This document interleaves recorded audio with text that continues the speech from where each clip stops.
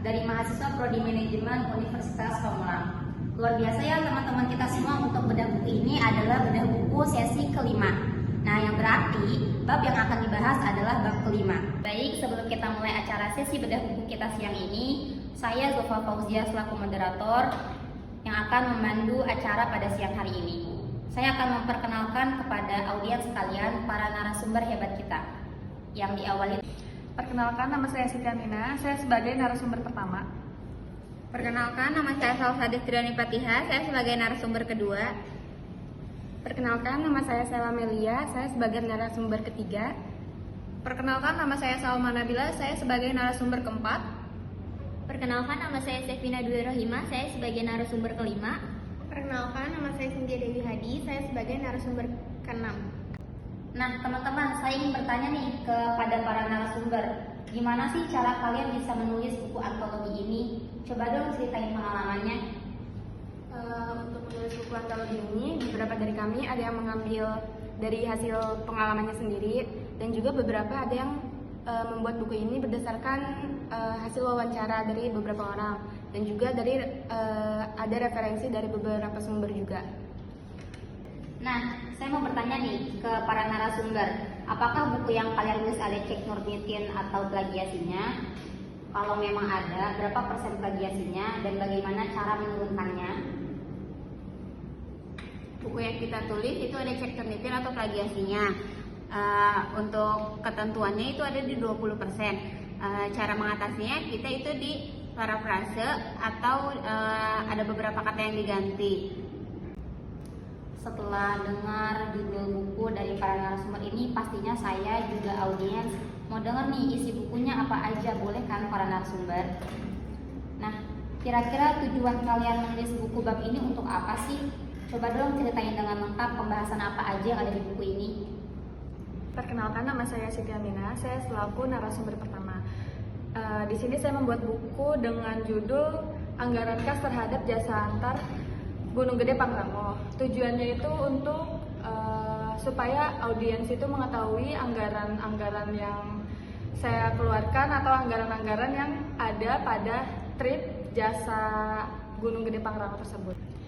Gunung Gede Pangrango itu kan biasanya kita suka kayak naik gunung atau yang lainnya kan. Nah, di sini tuh aku pengen ngejelasin tentang anggaran-anggaran tersebut. Jadi kan sesuai dengan judulnya itu kan jasa antar. Jadi aku punya 4 kota nih, misalnya ada kota A, B, C, dan D. Jadi setiap kota itu kita punya sumber untuk nganterin kita nih sebagai si pendaki agar anggaran-anggaran tersebut itu langsung masuk ke tempat tersebut, tempat kita untuk naik gunung. Jadi kita nggak usah langsung ke gunung tersebut atau si maksi pertama itu. Jadi anggaran pertama itu dari kota A, kita sebut aja kota A, itu masuk modal awal atau kasnya itu sebesar 10 juta. Kota B masuk anggaran itu 8 juta, kota C masuk anggaran 8 juta, dan kota D masuk anggaran 5 juta. Di situ kan anggaran-anggaran itu dibuat supaya kita mendapatkan kayak carrier, tenda, lampu tenda, terus trash bag untuk tempat sampah ya, atau kita ambil-ambilin sampah di atas supaya di gunung itu bersih gitu. Saya Salsa Destriani Patiha sebagai narasumber kedua. Buku yang saya tulis itu berjudul Anggaran Modal Private Trip ke Gunung Bromo. Tujuannya itu untuk membuka peluang bisnis untuk hobi. Program paket wisata Gunung Bromo saat ini sudah banyak tur operator yang menawarkan jasa liburan ke Gunung Bromo. Tersedia beberapa paket liburan Bromo dengan fasilitas lengkap dengan pelayanan yang sangat lengkap. Harga paket wisata Gunung Bromo juga sudah sangat terjangkau. Ada beberapa paket wisata yang dapat menyesuaikan sesuai dengan keinginan Anda. Paket tur Bromo Malang Batu 2 hari 1 malam itu harganya 800.000. Paket tur Bromo Malang Pantai 2 hari 1 malam 650.000. Paket tur Bromo Malang Tumpang Sewu 2 hari 1 malam 675.000. Paket tur Bromo Malang Air Terjun 2 hari 1 malam 950.000. Paket tur Bromo Malang Air Terjun Tubing 2 hari 1 malam 900.000. Saya Sela Melia, narasumber ketiga. Untuk buku yang saya buat ini membahas tentang anggaran pengeluaran solo trip dari Stasiun Sudimara ke Pantai Sawarna di Kabupaten Lebak. Tujuannya itu untuk memberikan gambaran kepada para pembaca dan audiens bagaimana cara mengelola keuangan saat berpergian, dan juga agar saat berpergian itu perasaan itu terasa nyaman dan aman, sehingga terhindar dari pemborosan dan sesuai dengan anggaran yang telah direncanakan. Untuk rincian anggarannya itu yang pertama ada transportasi. Transportasi itu kisaran 14.000 untuk kereta. Itu pulang pergi dari Stasiun Sudimara ke Rangkas Bitung ke Sudimara. Dan dari Stasiun Rangkas Bitung itu kita bisa naik Damri. Damri itu kisaran 50.000 ke atas sampai 50 sampai 80 ribuan gitu. Nah, untuk akomodasi budgetnya itu 600.000 untuk 3 malam.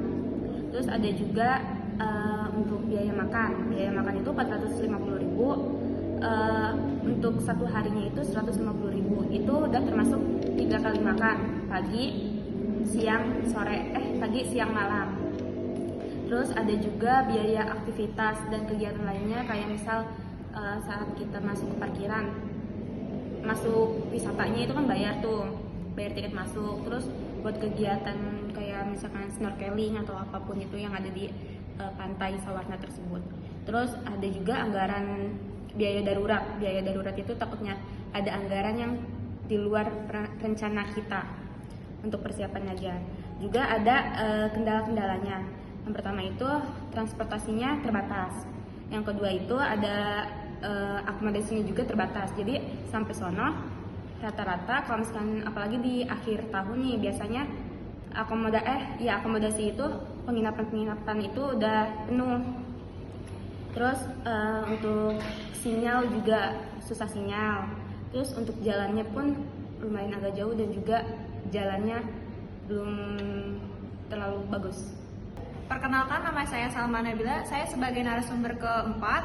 Di sini judul buku saya yang berjudul Besaran Anggaran Biaya Operasional Open Trip to Baduy 3 hari 2 malam. Tujuan pembuatan buku ini agar para audiens mengetahui dan memiliki gambaran seberapa besar sih biaya operasional jika ingin trip ke Baduy selama 3 hari 2 malam. Buku saya ini berisikan rute perjalanan menuju Baduy dan mengapa kita harus memilih Baduy. Anggaran biaya operasional untuk ke Baduy untuk 60 orang, yang pertama ada administrasi sebesar 50.000, konsumsi untuk 60 orang 2.400.000, tiket kereta untuk 60 orang 1.200.000, transportasi 3 mobil yaitu 3 juta, homestay yaitu 1.800.000, tiket masuk untuk 60 orang sebesar 600.000, banner 70.000, stiker untuk 60 orang sebesar 180.000, P3K 150.000, untuk kepala adat sebesar 200.000 dan uang tak terduga sebesar 500.000. Jadi total perjalanan untuk 60 orang menuju Baduy 3 hari 2 malam sebesar 10.150.000. Saya Sevina Dwi Rohimah sebagai narasumber kelima. Di sini judul buku saya yaitu Biaya serta Kualitas Pelayanan pada Travel Haji dan Umroh PT Rihlah Alatas Wisata. Tujuan penulisan buku ini yaitu untuk memberikan informasi kepada masyarakat atau audiens tentang biaya atau anggaran serta layanan pada travel haji dan umroh, dan juga membagikan pengalaman salah seorang traveler yang menggunakan jasa travel tersebut. Isi pembahasan dari buku saya yaitu ada kualitas layanan, beberapa faktor yang mempengaruhi kualitas layanan tersebut, lalu ada berdirinya PT Rihlah Alatas, bagaimana PT tersebut berkembang, dan saya juga mewawancarai salah seorang traveler yang mempercayai PT Rihlah ini untuk menjalankan ibadahnya, serta rincian anggaran yang dikeluarkan, di mana total dari semua anggaran itu ada di nominal 35.400.000 yang terdiri dari 1.500.000 itu perlengkapan dan handling, 33.900.000 itu termasuk tiket pesawat pulang pergi, hotel Mekah dan Madinah, makan dan minum, transportasi dan driver, serta air zam-zam dan juga asuransi. Saya Cynthia Dewi Haji sebagai narasumber ke-6. Judul dari buku saya itu adalah Anggaran Pembuatan Konten untuk Promosi Trip Travel Goodies. Nah, tujuannya itu untuk mengetahui berapa sih beban biaya operasional yang dikeluarkan untuk melakukan promosi ini. Dan dari hasil riset saya itu ternyata masih bisa mendapatkan profitabilitas, sehingga tujuan pembuatan buku ini untuk menginspirasi nih teman-teman di luar sana. Ternyata ada loh bisnis yang bisa kita lakukan dari hasil menyalurkan hobi. Contohnya itu pembuatan konten trip travel goodies ini. Nah, di sini saya mau menjelaskan nih, ada anggaran yang dikeluarkan. Yang pertama itu kita pasti harus punya modal. Modal itu kita dapatkan dari sekali keberangkatan itu kita butuh 20 orang. Dibuka harga seharga 420.000, sehingga kita bisa mendapatkan modal sebesar 8.400.000. Lalu ada biaya tripnya juga, di mana di situ ada tiket 5.000 dikali 20 orang jadi 100.000, ada transport perahu juga 20.000 dikali 20 orang jadi 400.000. Lalu ada biaya bus, kita pakai 2 bus 250.000 dikali 2 jadi 500.000. Ada biaya konsumsi dan penginapan, sehingga di total menjadi 4.500.000. Dari 8.400.000 ini dikurang 4.500.000, kita udah pegang profit 3.900.000. Nah, untuk biaya pembuatan kontennya tersendiri itu ada satu kameramen 100.000, ada hostnya juga 100.000 karena itu tim kita, jadi dikenakan biaya 100.000. Lalu untuk alatnya itu ada biaya perawatan HP 100.000, ada clip on 30.000, biaya transport 150.000, dan pembayaran aplikasi sekitar 317.000. Ada paket data juga 200.000, sehingga total biaya 1.147.000. Dari profit 3.900.000 itu dikurangi 1.147.000, dan kita masih punya profit 2.752.000. Luar biasa banget ya pembahasannya, audiens. Nah, kalian yang masih muda bisa jadi menulis hebat kayak gini, keren. Mungkin bisa jadi inspirasi untuk sahabat kita semua yang akan menjadi penulis seperti para narasumber kita ini. Oh iya, para narasumber, saya punya pertanyaan lagi nih. Apakah nama kalian akan dicantumkan di buku tersebut? Iya. Ya, benar, nama kami akan dicantumkan di buku antologi. Saya ingin bertanya lagi nih kepada para narasumber. Siapa sih yang memberikan ide dalam gagasan pembuatan buku ini? Yang membuat ide dalam membuat gagasan pada buku ini yaitu Bapak Dr. Mutawali selaku dosen pengampu penganggaran perusahaan. Wah, keren banget ya, kalian bisa kuliah di Unpam dan bisa menciptakan karya buku tulis ini. Oh ya, pertanyaan terakhir dari saya. Buku ini model penerbitannya apakah dari kampus atau dari mana ya? Buku ini terbit dari penerbitan buku resmi yang terdaftar di IKAPI ber-ISBN. Wah, luar biasa sekali ya, sangat menginspirasi. Terima kasih untuk para narasumber sudah sharing informasi untuk kita nih, untuk para remaja yang memang membutuhkan informasi yang tadi udah di-share sama narasumber ya.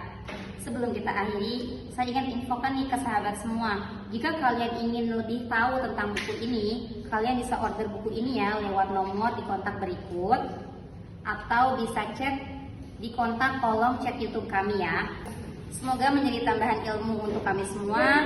Amin amin ya robbal alamin. Sampai jumpa di lain waktu ya teman-teman semua.